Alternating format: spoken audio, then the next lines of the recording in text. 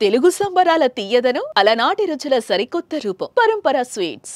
సింగపూర్లోని ఓ పాఠశాలలో జరిగిన అగ్ని ప్రమాదంలో గాయపడిన పవన్ చిన్న కుమారుడు మార్క్ శంకర్ పవనోవిచ్ ఆరోగ్యం కుదుటపడుతోంది.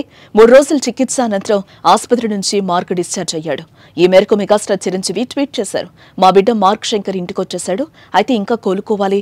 మా కులదైవమైన ఆంజనేయ స్వామి దయతో కృపతో త్వరలోనే పూర్తి ఆరోగ్యంగా మళ్లీ మామూలుగా ఎప్పట్లానే ఉంటాడు. రేపు హనుమాన్ జయంతి. ఆ స్వామి ఓ పెద్ద ప్రమాదం నుంచి, ఓ విషాదం నుంచి ఆ పసిబిడ్డను కాపాడి మాకు అండగా నిలిచాడు.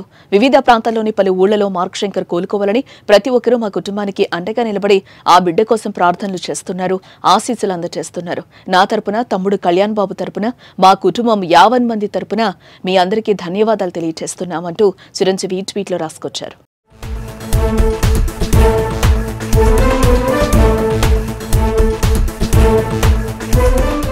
ఏప్రిల్ 8వ తేదీన సింగపూర్లోని మార్క్ శంకర్ చదివిన పాఠశాలలో అగ్ని ప్రమాదం జరిగింది.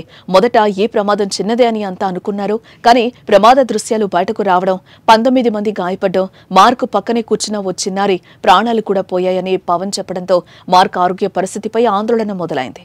సినీ రాజకీయ ప్రముఖులు స్పందించి త్వరగా కోలుకోవాలని ప్రార్థించారు. ప్రధాని మోదీ సైతం పవన్ కు ఫోన్ చేశారు. మార్క్ శంకర్ ఆరోగ్య పరిస్థితి గురించి వివరాలు అడిగి తెలుసుకున్నారు. ప్రమాదం ఏ విధంగా జరిగిందో తెలుసుకుని మార్క్ శంకర్ త్వరగా కోలుకోవాలని ఆకాంక్షించి ధైర్యం చెప్పారు. సింగపూర్లో ఎటువంటి సహాయం కావాలన్నా తాను సిద్ధంగా ఉన్నానని పవన్ కు ప్రధాని మోదీ హామీనిచ్చారు.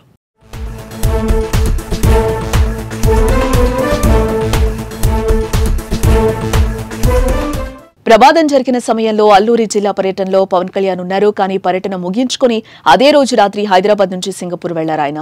పవన్ తో పాటు చిరంజీవి, సురేఖ కూడా సింగపూర్ కు వెళ్లి మార్క్ ఆరోగ్య పరిస్థితిపై వైద్యులను అడిగి తెలుసుకున్నారు. చేతులు, కాళ్లకు చిన్న చిన్న గాయాలు, ఊపిరితిత్తులోకి పొగ వెళ్లడంతో 3 రోజులు ఆయనకు ఆక్సిజన్ అందించి గురువారం డిశ్చార్జ్ ఇవ్వడం అభిమానులకు, కుటుంబ సభ్యులకు ఊరటనిచ్చింది. చిరంజీవి ట్వీట్ తో జనసేన శ్రేణులు, పవన్, చిరు అభిమానులు అంతా ఆనందం వ్యక్తం చేస్తున్నారు.